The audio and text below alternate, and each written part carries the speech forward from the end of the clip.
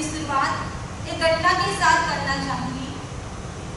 एक बार एक महात्मा जंगल के अंदर कुटिया में रहते थे, जिसके पास एक धोती थी और कुछ भी नहीं, और जो भी खाना मिलता अनासक्त भाव से खाना खाते और अपना गुजारा चलाते थे।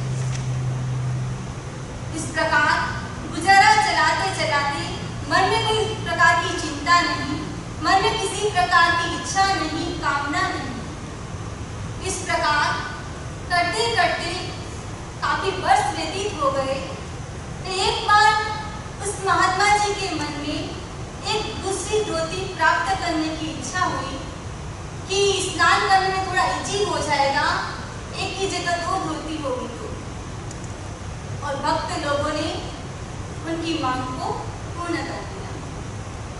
और जिस जंगल में जो कुटिया थी जिसमें सन्यासी रहते थे, वहां पर चूहों का उपद्रव था। अब सन्यासी के मन में एक चिंता हो कि धोती आ गई, अब उसकी सुरक्षा करना, उसकी संभाल करना, व्यक्ति कितनी संभाल रख सकता है। और भक्ति भाव में पूरा समय व्यतीत करने वाले सन्यासी अब एक धोती दूसरी आ गई। अब सोचा कि एक बिल्ली और ले लेते हैं तो चूहों से छुटकारा मिल जाएगा। और सन्यासी ने क्या किया, एक बिल्ली को खरीद लिया और बिल्ली अपने पास रख ली। जो चूहों की जो समस्या थी वो समस्या पूर्ण हो गई। अब बिल्ली तो पास में आ गई, अब बिल्ली को किसकी जरूरत, बिल्ली को चाहिए दूध। अब क्या किया जाए, अब बिल्ली की इच्छा पूर्ण करनी थी। अब सन्यासी ने क्या किया, एक गाय खरीद।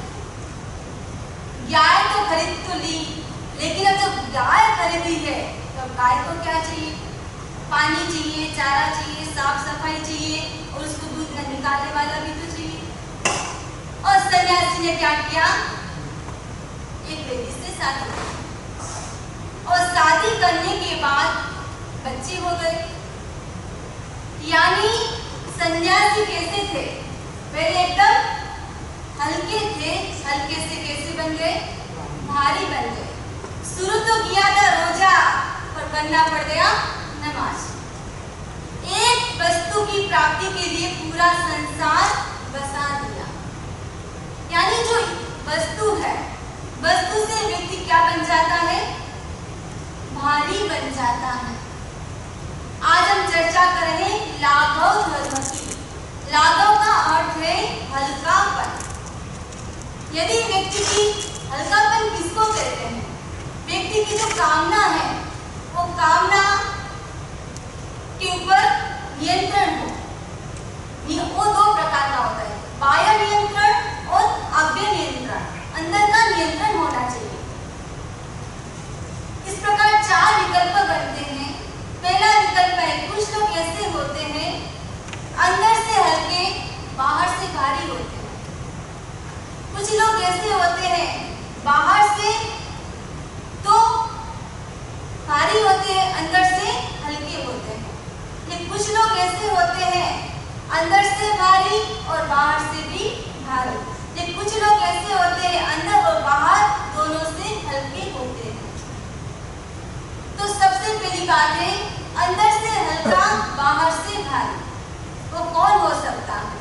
अंदर से तो हल्का है, यानी जो कसाय होने चाहिए, क्रोध, अहंकार, ईर्ष्या, घृणा, वो तो कम है, लेकिन परिग्रह इतना रखते हैं, बाहर से भारी। दूसरे लोग होते हैं, वो क्या होते हैं, बाहर से तो हल्के लेकिन अंदर से भारी होते हैं। यानी अंदर क्या होता है, इसके अंदर क्रोध, मान, माया, लोभ होता है, बाहर से हल्के होते हैं, इतना परिग्रह नहीं रखते हैं। लेकिन कुछ लोग ऐसे होते हैं कि अंदर और बाहर दोनों से हल्के होते हैं। लेकिन कुछ लोग अंदर से भी कसाय और बाहर से भी इतना परिग्रह। इस प्रकार जो साधक होता है, उस साधक को क्या करना चाहिए, कोई भी साधक है तो पदार्थ के प्रति इतना आकर्षण नहीं होना चाहिए। यदि पदार्थ के प्रति आकर्षण है तो वो साधक बाहर से हल्का नहीं बन सकता। यानी परिग्रह इतना नहीं रखना चाहिए। उपासक दशा में भगवान महावीर ने 10 श्रावकों का उल्लेख किया है। प्रमुख 10 श्रावक थे। उसमें सबसे पहले श्रावक थे आनंद श्रावक। आप लोगों ने नाम सुना होगा कि आनंद श्रावक वाणिज्य नगर में कोलार समीप वेश में रहने वाले, जिनके पास इतनी प्रॉपर्टी 12 करोड़ स्वर्ण मुद्रा, उस समय में 40,000 गाय, बहुत सारे गोकुल।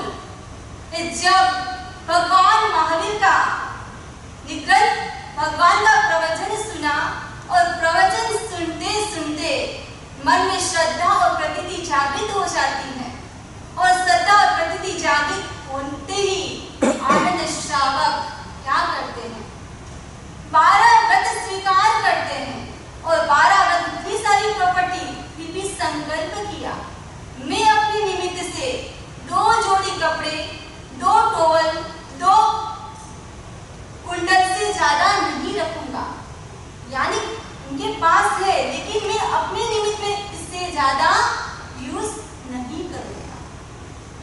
आचार्य श्री तुलसी ने एक सूत्र दिया, अर्जन के साथ विसर्जन हो। व्यक्ति कितना कमाता है, अर्जन करता ही रहता है, लेकिन अर्जन के साथ क्या होना चाहिए? विसर्जन होना चाहिए, कुछ होना चाहिए। यदि आपके पास कोई संपत्ति है तो इसका 3 प्रकार से उपयोग हो सकता है। एक तो आप उसका भोग करो, मौज मस्ती में उसका यूज करो।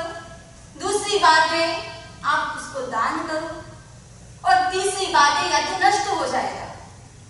दवा, दारू, चोरी में अब जो भी धन है उसका 3 ही उपयोग हो सकता है।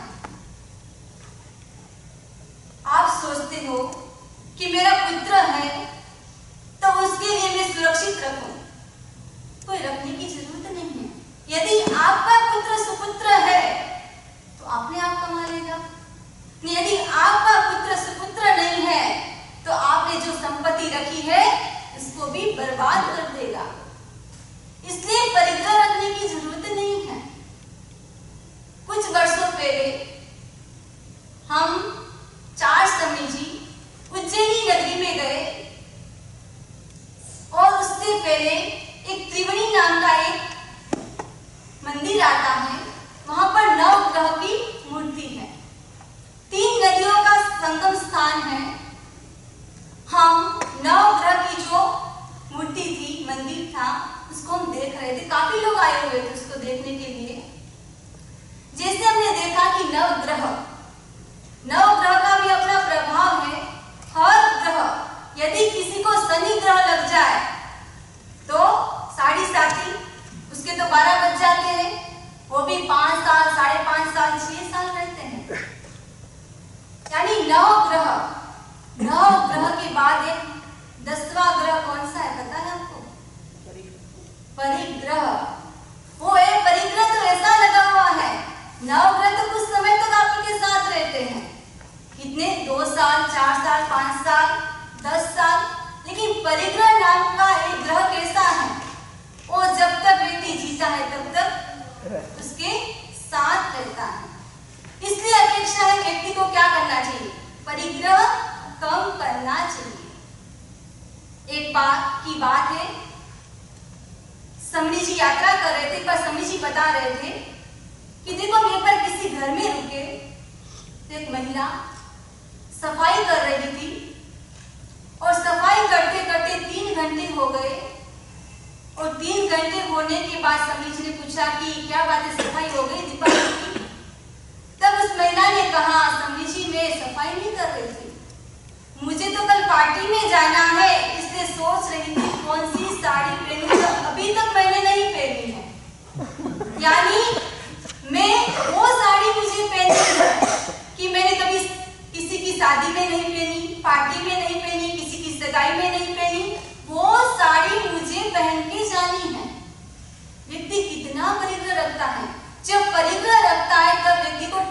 होता है, क्या पहनो क्या नहीं पहनो।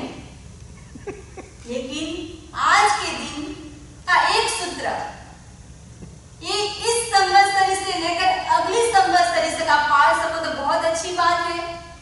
जब आप बाजार में शॉपिंग करने के लिए जाओ, कुछ भी वस्तु देखो, आपके मनपसंद की वस्तु, उससे पहले सोचो क्या इसके बिना भी मेरा काम चल सकता है। यदि इसके बिना आपका काम चल सकता है तो आपको उसको खरीदना नहीं है। यदि नहीं चल सकता है तो आप जरूर खरीदिए।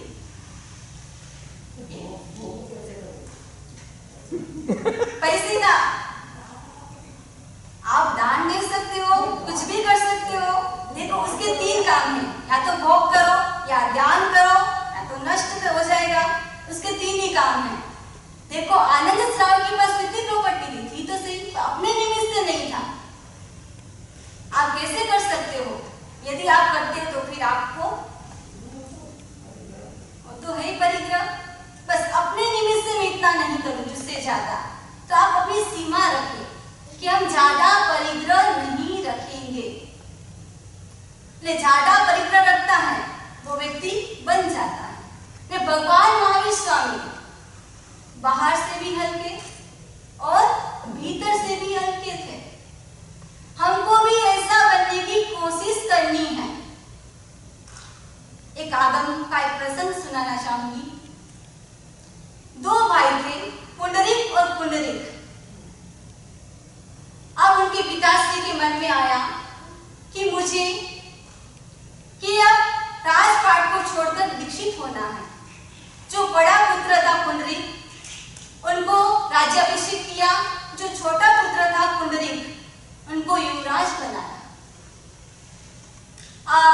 पिताश्री ने दीक्षा ले ली और कुछ समय व्यतीत हुआ। जो पुंडरीक था, उन्होंने प्रवचन सुना संतों का, उनके मन में भी दीक्षा के भाव जागृत हुए। और जैसे दीक्षा के भाव जागृत हो, दीक्षित हो गया। और दीक्षित होने के बाद स्वयं की अच्छी साधना कर रहा था। अच्छी साधना करते करते अब जो भी कष्ट आता उसको समता से सहन करता। और साधु जीवन है, और साधु जीवन में क्या हुआ, जो प्रियकारी और पौष्टिक जो आहार मिलना चाहिए वो नहीं मिला। तो धीरे धीरे शरीर क्लिष्ट हो गया, शरीर में रोग उत्पन्न हो गए। और रोग उत्पन्न होने के बाद अपने ही नगर में आता है। जैसे अपने नगर में आए निराश, उनका भाई दर्शन करने के लिए आते हैं और कहा कि आप चिकित्सा करवाइए। अब अच्छी से जो भाई महाराज थे उनकी चिकित्सा करवाई, पौष्टिक आहार दिया गया, चिकित्सा चली और शरीर स्वस्थ हो गया। और शरीर स्वस्थ होने के बाद मुनिराज के मन में वहां से कहीं और जाने की इच्छा नहीं हुई। भाई समझ गया। भाई रोज दर्शन करने के लिए आता और कहने लगा कि धन्य मुनिराज, आपने संयम जीवन स्वीकार किया है। और भाई ने सुना अनसुना कर लिया। उन्होंने सत्य सत्य बता दिया कि अब मेरा मन संयम जीवन में नहीं लग रहा है। भाई ने बहुत समझाया कि आपने संयम जीवन लिया है, उसका अच्छी तरह पालन करो। तब भाई ने कहा, सच कहूं तो मेरा बिल्कुल मन नहीं कर रहा है। जो बड़ा भाई था पुंडरीक, उसने क्या किया, अपना जो छोटा भाई था उसको तो राजगद्दी पर बिठा दिया और खुद दीक्षित हो गया। कैसा संयोग है, एक तो ऊपर चढ़ने वाला नीचे उतर गया और नीचे उतरने वाला ऊपर चढ़ गया। एक ने तो भोग का मार्ग ले लिया और एक ने वितराग का मार्ग ले लिया। इस प्रकार हम देखें कि जो पुंडरीक था वापिस राजपाट संभालने लगा और कैसे आहार करने लगा, स्वादिष्ट भोजन करने लगा, इंद्रियों का भोग करने लगा। और भोग करते करते पाचन शक्ति इतनी मजबूत नहीं थी, वापिस शरीर में रोग हो गए। और रोग होने के बाद आर्द्र ध्यान और रौद्र ध्यान से विलाप करते करते मरकर नरक में चले गए।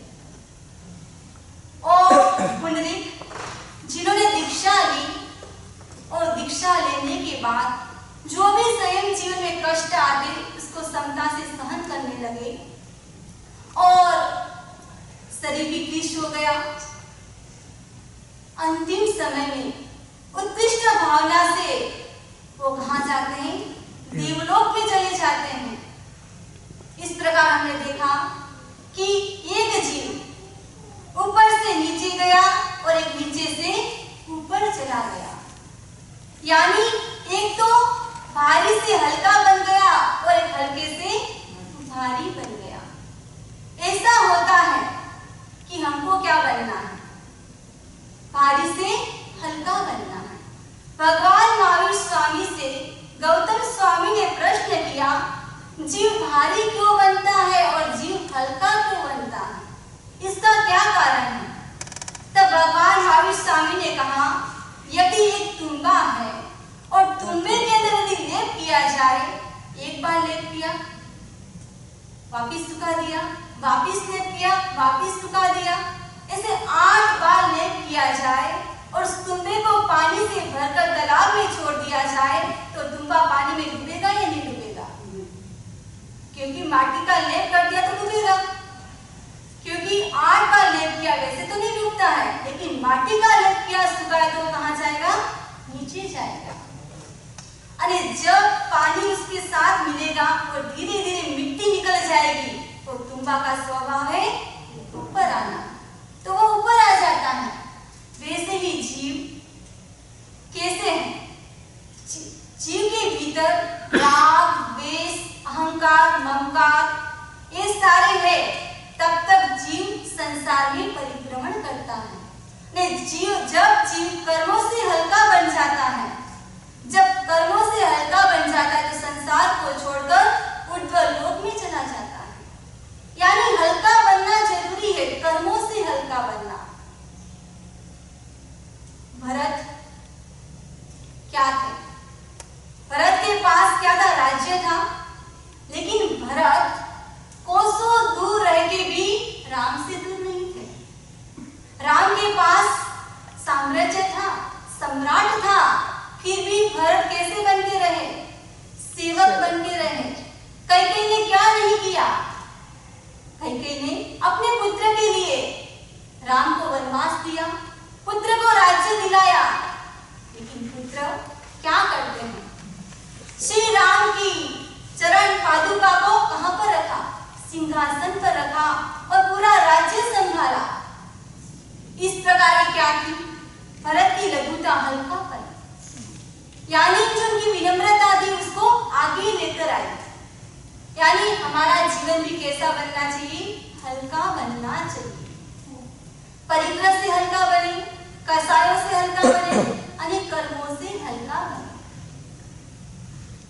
और दूसरा उत्तम धर्म है त्याग धर्म। हम त्याग धर्म की चर्चा करेंगे। जीवन में किसी के पास कुछ होता है, किसी के पास कुछ होता है, किसी के पास बहुत कुछ होता है, लेकिन कुछ ऐसे लोग होते हैं जिसके साथ बहुत कुछ, सब कुछ, ऐसा कोई व्यक्ति है।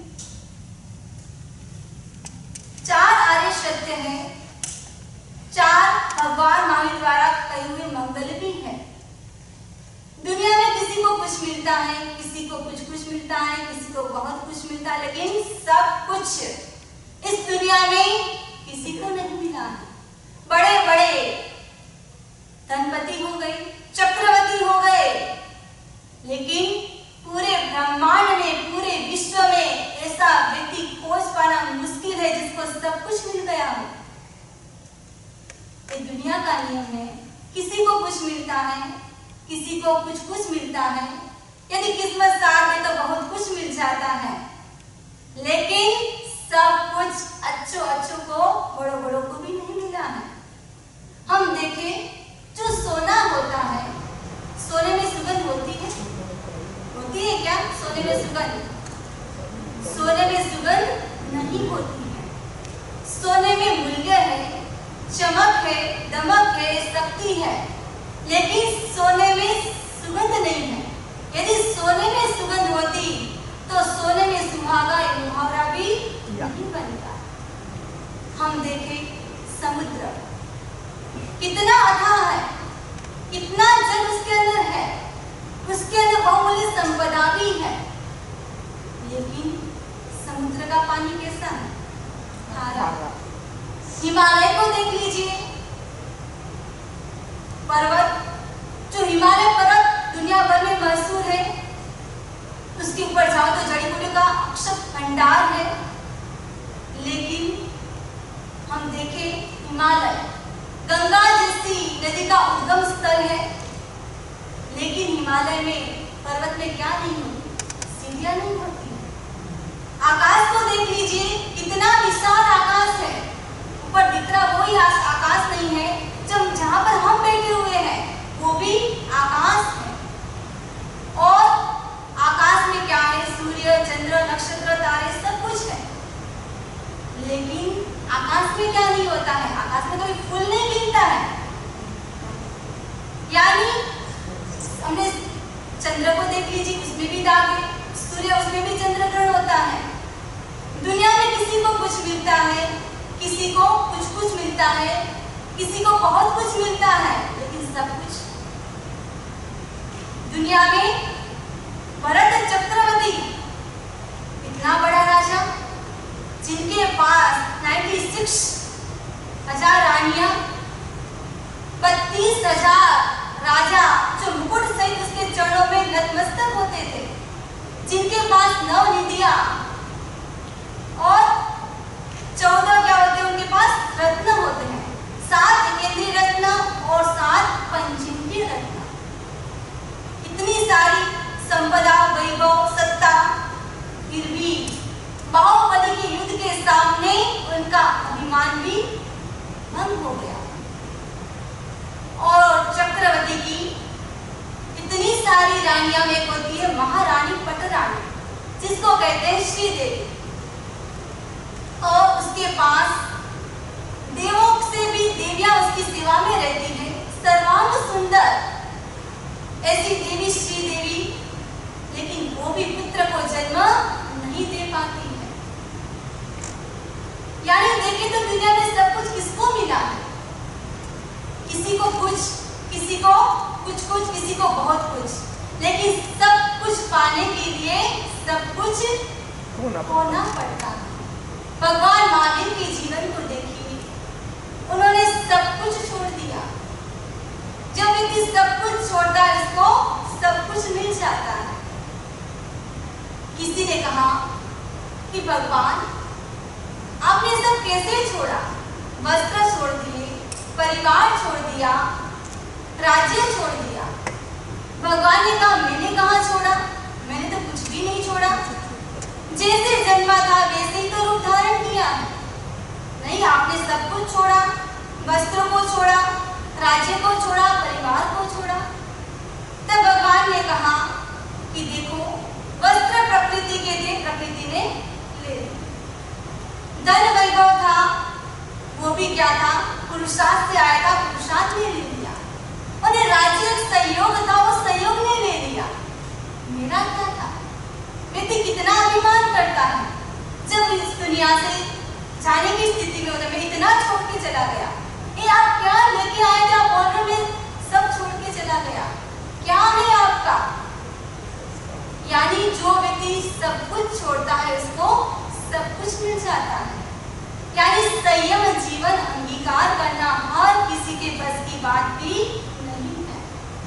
कौन छोड़ सकता है संयम जीवन? इस प्रकार उत्तराधर सूत्र के अंदर भगवान महावीर स्वामी ने कहा है, त्यागी कौन और त्यागी कौन?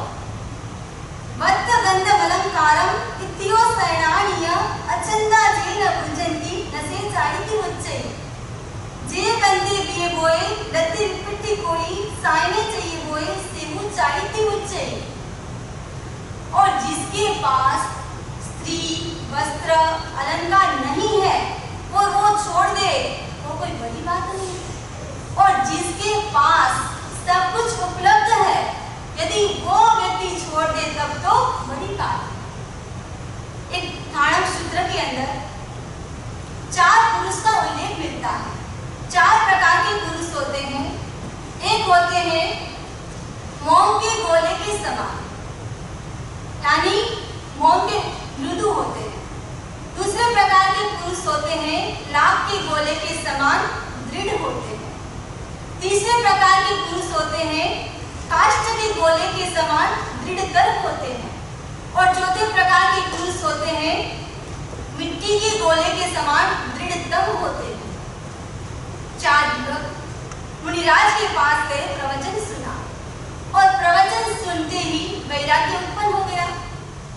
और चारों युवक मुनिराज के पास गए और कहा कि हमको दीक्षित कर दो। मुनिराज ने कहा, दीक्षा लेना कोई नानी माँ का घर नहीं है। पहले अपने आप को टंटो लो, अपनी परीक्षा करो, फिर दीक्षा की बात करना। चारों युवक प्रवचन से बाहर पंडाल में खड़े थे। कुछ लोगों ने बात सुनी और कुछ युवक बोलने लगे, भाई बहन कि देखो बिजनेस करने से जी चुराते हैं, इसलिए दीक्षा लेने की बात कर रहे हैं। अब 4 युवक में से किसी एक युवक ने सुना और दीक्षा का विचार छोड़ दिया। 3 मजबूत रहे, घर पर गए और घर पर जाते ही एक ने अपने माता पिता से कहा, मुझे स्वयं जीवन अंगीकार करना है। माता पिता ने कहा, खबरदार, आज के बाद ऐसी बात कही, साधु के ठिकाने जाते तो साधु तो ऐसी ही बातें करते हैं। अब तुम अपनी पत्नी को लेकर घर से बाहर निकल जाओ। जब ये बात माता पिता से सुनी, तब उस युवक ने भी अपना मन विचार छोड़ दिया कि मुझे दीक्षा नहीं देनी। और तीसरा युवक अपनी पत्नी के पास जाता है और पत्नी के पास गया और कहा कि मुझे दीक्षा लेनी है। पत्नी ने कहा, यदि दीक्षा लेनी ही थी तो शादी क्यों की? बच्चे को संभालो, यदि आपने दीक्षा ली तो मैं कुएं में जाके मर जाऊंगी। और तीसरा युवक भी अपना विचार बदल लेगा। 3 युवक, जो पहला युवक कैसा है? मोम के गोले के समान, यानी सूर्य के प्रकाश से पिघल जाएगा और सूर्य का प्रकाश लेगा और पिघल गया। और दूसरे प्रकार का युवक कैसा है? लाख के गोले के समान, अग्नि का थोड़ा सा उनको स्पर्श हुआ और उस स्पर्श से पिघल गया। और तीसरा युवक कैसा है? जो अग्नि के अंदर डाला काष्ठ को और वो पिघल गया।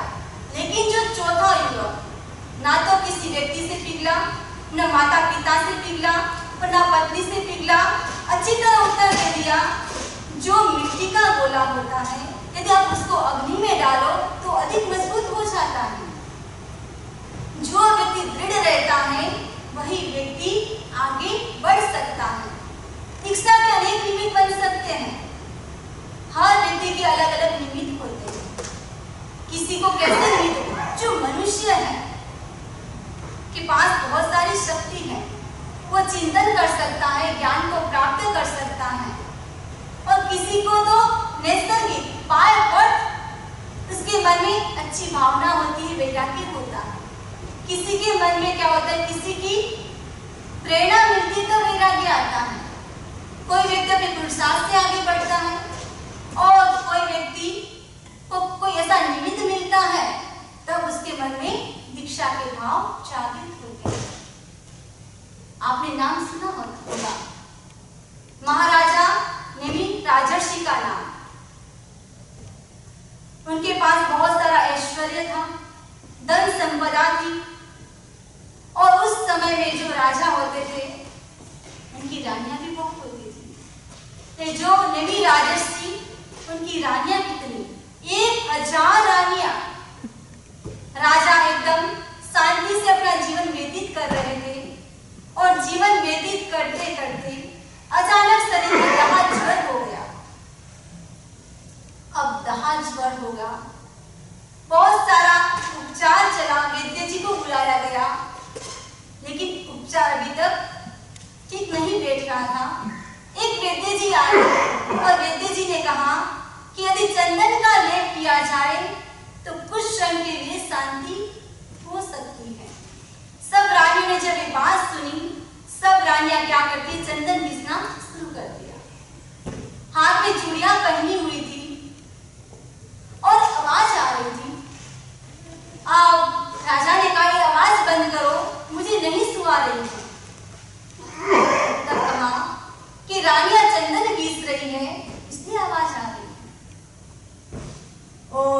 कुछ क्षण के बाद क्या हुआ, आवाज बंद हो गई।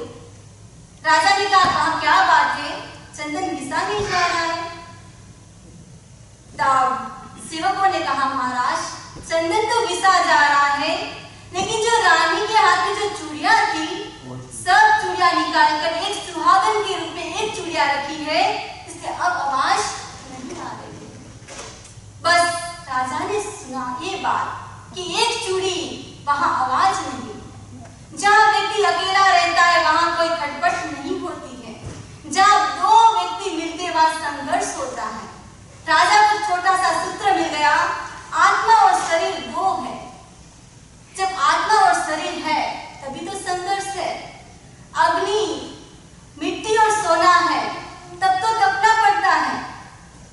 मुझे भी क्या करना है, मुझे आत्मा और शरीर उसको भी अलग करना है। उसके मन में उत्कृष्ट भावना जगती है कि मैं इस संसार में क्यों फंसा, मुझे नहीं रहना इस संसार में, मुझे अपनी साधना करनी है। और साधना करने के लिए जंगल में चले जाते हैं और जंगल में चलते चलते वो क्या बन जाते हैं, परमात्मा बन जाते हैं, यानी प्रत्येक बुद्ध बन जाते हैं। यानी प्रत्येक बुद्ध किसको कहते हैं, कोई ऐसा निमित्त मिला और दीक्षा के भाव जागृत हो गए। एक होता है स्वयं बुद्ध, भगवान महावीर स्वयं बुद्ध थे, किसी को किसी की प्रेरणा की कोई निमित्त की जरूरत नहीं थी। एक होते बुद्ध बोधित, वो कैसे होते हैं, किसी के उपदेश से प्रेरणा से दीक्षा के भाव जागृत हो जाते हैं। काफी भाई मुझे पूछते हैं आपको दीक्षा के भाव कैसे दिए। हर व्यक्ति के जीवन में कुछ निमित्त बनता है। 2001 26वीं जनवरी का दिन और गुजरात की धरती जहां पर मैं पली और खुशी ने वहां पर अर्थक्वेक आया। कल्पना भी नहीं की थी, नाम सुना हुआ था कि अर्थक्वेक भी कोई आता है। मैं अपनी बुआ के घर उसकी हेल्प करने के लिए गई हुई थी। घर की सफाई चल रही थी, ऐसे लगा कुछ घूम रहा है, ऐसे लगा कुछ चक्कर आ रहा है। और फूफासा ने कहा कि भूकंप आया है। मैं तो अच्छा भूकंप आया है। तीसरी मंजिल पे हम सब लोग थे, अब नीचे उतरना था और मन में एक संकल्प, गुरु की शक्ति, मैंने सागारी संधारा लिया। आहार शरीर ने उपदी, बचको पा पढ़ार, मरण आए तो हो सिरू, जीव तो आगा। एक भिक्षु शाम की एक श्रद्धा। हम बिल्डिंग से नीचे उतरे, 3 मंजिल की बिल्डिंग, ऊपर से नीचे उतरे, कुछ भी नहीं हुआ। एक संकल्प था, कुछ होने वाला नहीं है। और हम जैसे ही नीचे उतरे और एक सामने परिवार था, वो परिवार भी बाहर आया। उसकी जो बिल्डिंग थी, घर था, पूरा धराशायी हो गया। और लड़की ने सब रोने लगे। थोड़े कमजोर परिवार के लोग थे। सबने समझाया कि आप पूरा परिवार तो बच गए, तो बहुत बड़ी बात है। अरे उधर से पापा भैया सब लोग आए और कहे सब सुरक्षित तो है। हमने कहा हाँ, यहाँ तो हम लोग सब सुरक्षित है, घर में कैसा है। तब संसार पक्षी पिताजी ने कहा बात ऐसी है कि दोनों भाई ऊपर सोए हुए थे और वैसे तो भाई जल्दी उठ जाते हैं, लेकिन 26 जाने का दिन था, ऊपर सोए हुए थे, उठे हुए नहीं थे। पापा ने कहा मैं बाहर निकलने वाला था, लेकिन संसार पक्षी मम्मी ने हाथ पकड़ के रखा कि बाहर नहीं जाना है। क्या हुआ, नीचे टॉयलेट बाथरूम, ऊपर टॉयलेट बाथरूम, पत्ते की तरह धराशायी हो गए। और पापा ने कहा कि अच्छा हुआ कि मम्मी ने हाथ पकड़ा, इसलिए मैं बाहर नहीं गया, नहीं तो मैं टॉयलेट बाथरूम जैसे गिरे मैं भी चला जाता। अरे मम्मी ने एक जप किया, भिक्षु शाम छत मत गिराना, और भिक्षु शाम की कृपा ही समझो।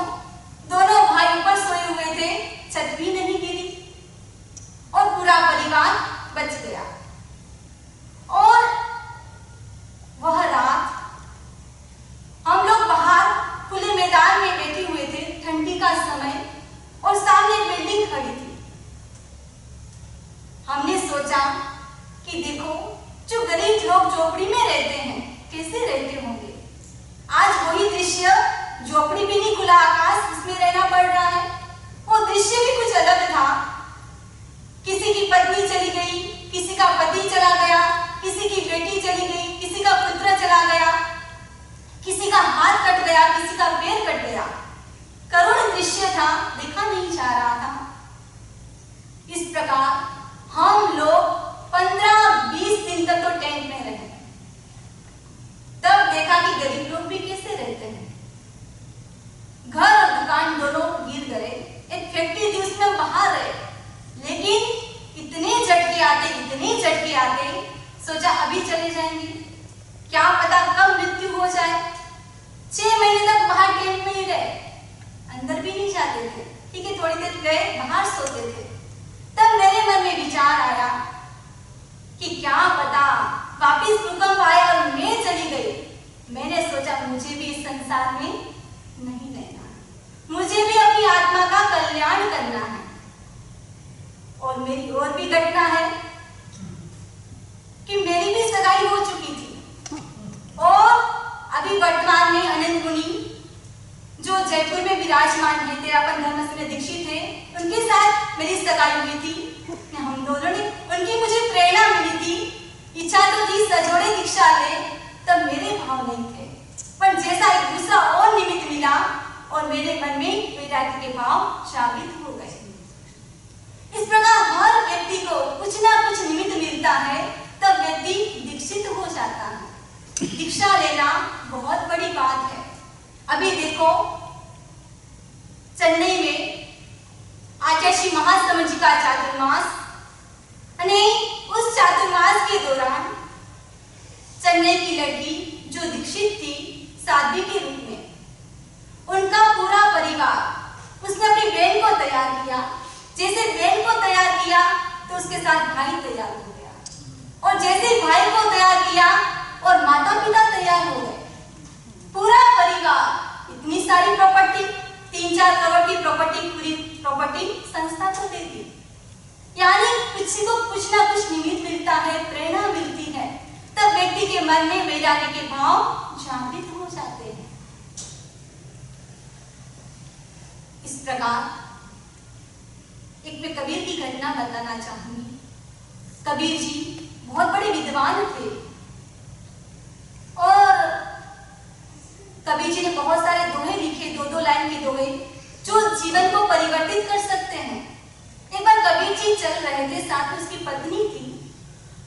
कबीर जी आगे चल रहे थे, पत्नी पीछे चल रही थी। और कबीर जी जैसे ही आगे चल रहे थे, कबीर जी ने देखा एक सोने का हार पड़ा हुआ है, सोने का हार। अब कबीर जी के मन में आया कि पत्नी पीछे आ रही है, और पत्नी के मन में, लेडीज के मन में होता ही है, कुछ भी मिल जाए, खाना नहीं मिले तो चलता है, आभूषण मिल जाए, कपड़े मिल जाए तो मन आसक्त हो जाता है। तो कबीर जी ने सोचा, हो सकता है कि पत्नी के मन में से उठाने की भावना आ जाए। कबीर जी नीचे झुके और हाथ में रेत ली और उसके ऊपर डाल दी। पत्नी भी बहुत बड़ी होशियार थी और तेज गति से आगे आई और पूछा, क्या बात है, आप क्या कर रहे थे? कुछ नहीं, घर पर चलो। नहीं, घर पे नहीं, मुझे बताओ क्या कर रहे थे, हाथ में रेत कैसे है? बोले कुछ नहीं, चलो चलो, ये चर्चा बाद में करेंगे। नहीं, तुम बताओ कि आप क्या कर रहे थे, क्या कांटा लग गया था इसलिए नीचे झुके थे? तो मैं निकाल देती हूँ, मुझे सही सही बताओ आप क्या कर रहे थे। एक स्त्री हट होती है, 3 प्रकार की हट होती है, एक बालक की हट, एक राजा की हट और एक स्त्री हट। वो आप सब लोग समझते हो। अब कबीर जी को भी उनके सामने झुकना पड़ा और कबीर जी ने कहा, इस सोने का हार नीचे पड़ा था, मैंने सोचा कि तुम देखोगी और तुम्हारे मन में आसक्ति की भावना जगेगी, इसलिए मैंने उसके ऊपर रेत डाल दी।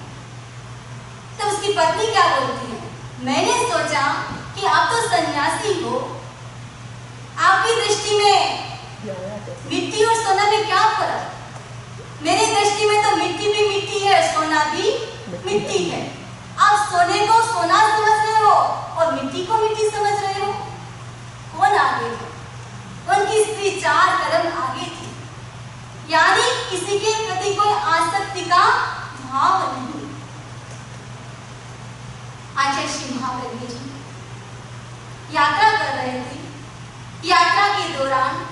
सरदार जी आए और एक डब्बा खोल के बैठ गए। और जैसे ही डब्बा खोलकर बैठ गए, महाराज जी ने पूछा, क्या बात है भाई, कि मैं आपको बेराना चाहता हूँ। गुरुदेव ने कहा, आज तुम कुछ नहीं ले सकते? तो उस भाई ने कहा, कुछ तो लेना पड़ेगा।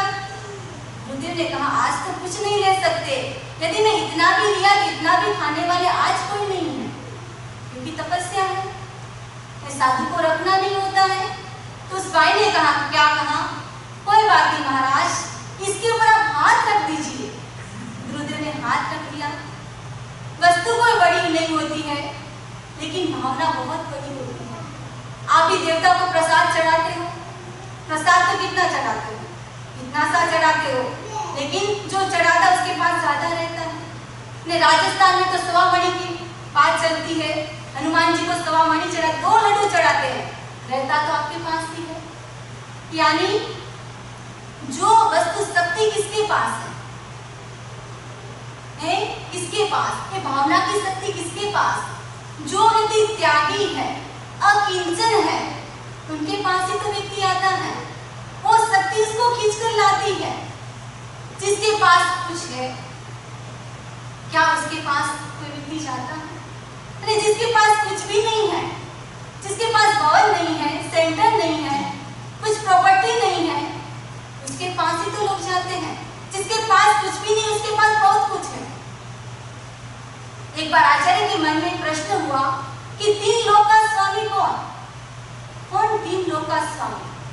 पहले के जमाने में क्या होता था कि कोई राजा एक देश का क्या होता था, राजा कहलाता था। आज के शासन में देखें तो भारत में जो भारत का राष्ट्रपति वो शासन करता है, पाकिस्तान में पाकिस्तान का राष्ट्रपति शासन करता है, चीन में चीन का राष्ट्रपति शासन करता है। ऐसा कौन सा व्यक्ति जो तीनों लोगों का स्वामी? आज की तारीख में ऐसा व्यक्ति मिलना मुश्किल है। 3 लोग की बात तो दूर है, पूरा विश्व का भी स्वामी कोई अकेला एक व्यक्ति नहीं है। 3 लोग किसको कहते हैं? पृथ्वी लोक, मध्य लोक और अधोलोक। ऐसा स्वामी कोई भी नहीं है। अब मन में प्रश्न जगा कि 3 लोक का स्वामी कौन हो सकता है? 3 लोक का स्वामी तो वही हो सकता है जो सब कुछ छोड़ दे, जो अकिंचन बन जाए। लेकिन क्या किसी से छूटता है? किसी से छूटता नहीं है। उसको भी व्यक्ति पाने की कोशिश करता है, वो मिल जाए, वो मिल जाए। एक राजा के मन में विचार आया कि मेरा भी एक गुरु होना चाहिए। एक गुरु भी कैसा? ऐसा गुरु होना चाहिए, मुझे उसकी गुरु की शरण में जाना है। राजा का गुरु भी ऐसा वैसा तो नहीं होगा। मेरा गुरु ऐसा होना चाहिए जिसके पास बहुत बड़ा आश्रम हो। पूरे गांव में घोषणा करवा दी, जिस महात्मा के पास बड़ा आश्रम होगा वो मेरा गुरु होगा। घोषणा हो गई। पहले के जमाने में इतना बड़े आश्रम तो नहीं होते थे, लेकिन घोषणा हो गई। अब घोषणा होने के बाद राज दरबार में बहुत बड़े महात्मा आने लगे, लाइन खड़ी हो गई। सबको उद्देश्य पता था, जिसके पास आश्रम बड़ा वो राजा उसको गुरु बनाएंगे। अब क्या हुआ? एक महात्मा ने कहा, मेरे पास 100 एकड़ की जमीन है और 100 एकड़ की जमीन एक किनारे से दूसरे किनारे जाना है तो घंटों लग जाते हैं। और दूसरे महात्मा ने कहा, मेरे पास 500 करोड़ की एकड़ की जमीन है। अब तीसरे ने बोला, मेरे पास 100 करोड़ एकड़ की जमीन है और उसको घूमना हो तो गाड़ी सब कुछ चाहिए, तभी घूमा जा सकता है। बहुत सारे महात्मा आए हुए थे, सब अपनी अपनी बात बता रहे थे और उसमें एक सन्यासी बैठा था। वो सन्यासी अभी तक नहीं आया। अब राजा ने उसको बुलाया, क्या बात है, आपने अभी तक कुछ नहीं बताया। उसने कहा, राजन, मेरा आश्रम कितना है बड़ा, उसको बताने के लिए आपको स्वयं चलना पड़ेगा। अब राजा को गुरु भी चुनना था। तेज भी दिख रहा था। अब उसने सोचा कि मुझे गुरु चाहिए तो उस आश्रम को देखने के लिए भी जाना पड़ेगा। और राजा रेडी हो जाते हैं जाने के लिए, और राजा चलते कोसों दूर चलते हैं, और जंगल में जाने के बाद वो सन्यासी वृक्ष के निकट नीचे जाकर बैठ जाता है आसन लगा। और जैसे आसन लगाकर बैठ गया और सामने राजन को भी आसन दिया कि आप भी बैठ जाए। बोलिए आपका क्या प्रश्न है? तो क्या प्रश्न है, आप बताइए आपका आश्रम कितना है बड़ा? तब उस सन्यासी ने कहा कि मेरा आश्रम नीचे पाताल ऊपर आकाश से लेकर पूरा मेरा आश्रम है। आपको मापना हो तो माप लीजिए कि मेरा आश्रम कितना है। जो व्यक्ति अकिंचन होता है उनके पास सब कुछ होता है, तब उस राजा ने भी उसको अपना गुरु बना लिया। तो हम देखें इस दुनिया में किसका मूल्य? जो व्यक्ति अकिंचन है, त्यागी है, उसकी इस तरह में सब जाने के लिए तैयार हो जाते हैं। आज का दिवस वाणी संयम दिवस है। यानी क्या करना है? वाणी का संयम होना चाहिए। एक बार एक लड़की मेरे पास आई और मुझसे पूछा, बताओ समरी जी, हमारी बॉडी में सर्वश्रेष्ठ अंग कौन सा? मैंने कुछ सोचा कि हमारी बॉडी में सर्वश्रेष्ठ अंग तो मुझे लगता है जीभ, जबान सर्वश्रेष्ठ है। तो ये बताओ कि हमारी बॉडी में सबसे बुरा अंग कौन सा है? तो मैंने कहा वो भी जीभ ही है। ये जीभ ऐसी है, यदि अच्छे अच्छे रिश्ते को भी बुरा बना सकती है। ये जीभ ही ऐसी है जो बुरे बुरे रिश्तों जो हुए हैं और सुई धागे का काम करके उसको अच्छा भी बना सकती है। ये जीभ हमारी वाणी कैसी होनी चाहिए? तो सबसे पहली बात, अनावश्यक नहीं बोले। व्यक्ति बहुत बोलता है, आवश्यक तो ठीक है, अनावश्यक नहीं बोले। अकबर और बीरबल, अब सभा में जब अकबर और बीरबल हो, कुछ निर्णय करना हो, सब विद्वान लोग बोले, लेकिन जब तक बीरबल नहीं बोले तब तक अकबर को संतुष्टि नहीं होती। यानी अकबर तब बोलता है जब जरूरत हो, यानी अनावश्यक नहीं बोलना चाहिए। एक बार अकबर, बीरबल, हाजी और काजी चार इकट्ठे हो गए। अब सबने निर्णय लिया कि सब एक एक घटना बताएंगे, लेकिन जो घटना बताए उसमें सबको हाँ बोलना है। यदि किसी ने हाँ नहीं बोला तो ₹1,00,000 देना पड़ेगा। सबने शर्त स्वीकार कर ली। सबसे पहला नंबर आया अकबर का, और अकबर ने कहा, देखो मेरे जो दादा थे, मेरे दादा के पास इतने हाथी थे, इतने हाथी थे, एक हाथी की पूंछ को दूसरे हाथी से बांधो तो उसका छोर दिखाई नहीं देती, इतने हाथी थे। सबने बोला बात बिल्कुल सही है, यदि बात नहीं मानेंगे तो ₹1,00,000 देना पड़ेगा। सब स्वीकार कर लिया, बात बिल्कुल सही है। अब नंबर आया काजी का। काजी ने कहा कि देखो इतनी बारिश हुई, इतनी कि सब लोगों ने क्या किया, खेत में गए, बीज बोया, और बीज बोने के बाद बादल तो उड़ा है लेकिन बारिश नहीं हुई थी। सब लोग मेरे दादा के पास आए और कहा कि बारिश करो, और दादा ने ऐसा तीर चलाया कि आकाश में छेद हो गया, बारिश हो गई। सब लोगों ने कहा बात बिल्कुल सही है। अब किसका नंबर आया? हाजी का नंबर आया। हाजी ने कहा कि पूरा गांव मेरे दादा के पास आया और कहने लगा कि इतनी बारिश हो रही, इतनी बारिश को रोक दो, और मेरे दादा ने ऐसा तीर चलाया कि जो आकाश में छेद था वो बंद हो गया। सबने कहा बात बिल्कुल सही है। अब किसका नंबर आया? किसका नंबर? बीरबल का नंबर आया। बीरबल ने हाजी और काजी को कहा, देखो जो आपके जो बाप दादा है वो मेरे बाप दादा से ₹1,00,000 का कर्जा लिया हुआ है। उसने कहा बात बिल्कुल सही बोलो तो भी देना और गलत बोलो तो भी देना। अब उसने कहा, देखो बात ऐसी है कि हमको अनावश्यक फालतू बातों में समय व्यर्थ नहीं करना चाहिए। जहाँ आवश्यक है वहां तो बोले, ठीक, अनावश्यक टाइम पास उसको चाहिए, टाइम पास करने के लिए अनावश्यक बातें नहीं होनी चाहिए। जहाँ आवश्यक हो तो ठीक है। अब सभा में था विवशता की क्रोध नहीं करना, और सन्यासी भी प्रवचन दे रहे थे कि गुस्सा नहीं करना। अब गुस्सा नहीं करना तो कुछ लोग बातें कर रहे थे। सन्यासी ने कहा बातें मत करो, प्रवचन सुनो, लेकिन लोग मान ही नहीं रहे थे, बातें कर रहे थे। सन्यासी को आ गया गुस्सा, प्रवचन चल रहा था गुस्से के ऊपर, तो प्रवचन देने वाला खुद भी गुस्सा करने लगा। आज का दिवस है वाणी दिवस, मौन संयम। यदि मैं मौन बोलती रहूं और आप मौन से सुनते रहो तो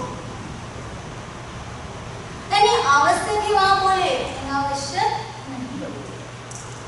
और दूसरी बात है, मधुर वाणी होनी चाहिए हमारी। जब भी बोले तब कैसा बोले, मीठा बोले।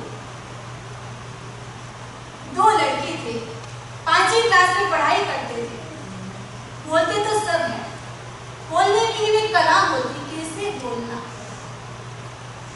5वीं क्लास का बच्चे दोनों फेल हो गए, और बच्चा स्कूल से घर पर गया और पिताजी ने देखा कि बच्चा तो फेल हो गया।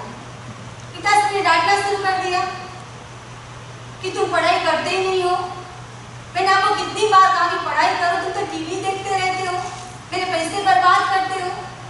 बच्चे ने कहा कि जो पढ़ाई करता है वही तो फेल होता है। और उसके मन में किसकी भावना, विरोध की भावना आ गई कि मैं भी बदला लूंगा। अब दूसरा लड़का जो फेल हो गया वो भी घर पर गया। पिताजी ने देखा कि बेटा फेल हुआ है। पिताजी ने कहा बेटा कोई बात नहीं, इस बार तुम फेल हुए हो, अगली बार ज्यादा मेहनत करना, समर वेकेशन है उसमें थोड़ी मेहनत करना, मुझे लगता है तुम अगली बार जरूर पास हो जाओगे। ठीक है, बोलने की कला, यानी व्यक्ति बोलकर भी अपने को जो अपना है इसको पराया बना लेता है। जो व्यक्ति अच्छा मीठा बोलता है उसको जो अपना है इसको भी अपना बना के रखता है। यानी आपको कैसा बोलना है, मीठा बोलो। व्यक्ति को कैसा बोलना है, धीरे बोलना, जोर से नहीं बोले, धीरे बोले। एक बार 3 लड़के थे और 3 लड़के में से जो बड़ा भाई था उनकी शादी हो गई। और शादी होने के बाद जैसे बहुरानी घर पर आई तो थोड़ी सी कहानी थी। अब कहानी थी, अब कहानी को काना बहुत अच्छा नहीं लगता। अब एक देवर आया बाहर से और थोड़ा थका हुआ और भाभी को कहा, अरे वो कानी भाभी पानी दो ना। भाभी को आया गुस्सा कि भगवान ने आपको दोनों हाथ दिए हैं, आप ले लो, आप भी तो ले सकते हो। और कुछ ही क्षण के बाद दूसरा देवर आया और उसने कहा, अरे ओ रानी भाभी पानी दो ना।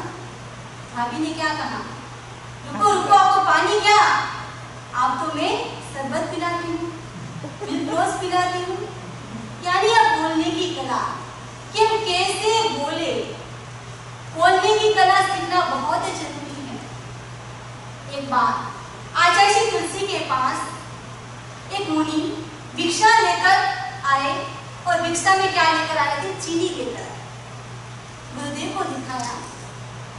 एक नियम है, कोई भी साधु साध्वी कुछ भी वस्तु लेकर आते हैं, जो आचार्य होते बड़े होते उसको दिखाते हैं कि हम ये लेकर आए हैं। तो संत ने भी गुरुदेव को दिखाई चीनी, वो खड़े रहे। गुरुदेव ने पूछा कि आपको पता है इसमें क्या फायदे हैं? वो कुछ समझ नहीं पाया कि इसमें क्या फायदे हैं। तब गुरुदेव ने कहा इसमें भी कितने सारे फायदे हैं। जो मिश्री होती है, चीनी होती है, उसकी क्या विशेषता होती है, आप लोग बता सकते हो? सबसे पहली विशेषता, जो मिश्री होती है उज्जवल होती है। यानी हमारा भी कैसा होना चाहिए? उज्जवल होना चाहिए, पवित्र होना चाहिए। दूसरी बात, जो मिश्री होती है वो मिलनसारी होती है, जिसमें डालो उसमें मिल जाती है। दूध में डालो तो दूध में मिल जाएगी, शरबत में डालो तो शरबत में मिल जाएगी, चाय में डालो तो चाय में मिल जाएगी, पानी में डालो तो पानी में भी घुल मिल जाएगी। हम जिस परिवार में रहें हम भी कोशिश करें उसमें भी घुल मिल जाए। आप बोलते स्वामी जी बोलना बहुत आसान है, लेकिन हर व्यक्ति को क्या करना है? कोशिश करनी है। कोशिश करने वाले की कभी हार नहीं होती। यदि व्यक्ति कोशिश करता है तो वो भी व्यक्ति कर सकता है। और तीसरी बात, जो मिश्री होती है वो कैसी होती है? मीठी होती है। सबको अच्छी लगती है, मीठी होती है। यानी हमको भी कैसा बनना है? मिश्री जैसा मीठा बनना है। और मिश्री की और एक विशेषता वो क्या होती है? जो मिश्री होती है वजन में भारी होती है। वैसे तो हर मिश्री की बात कोई नहीं मानता है, यानी हमारी बात में भी क्या होना चाहिए? दम होना चाहिए कि वो व्यक्ति भी मानने के लिए तैयार हो जाए। ऐसी हमारी वाणी होनी चाहिए।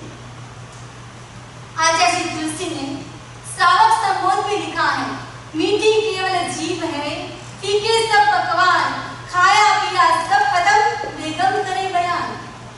सबसे मीठा क्या? रसगुल्ला, गुलाब जामुन, जलेबी।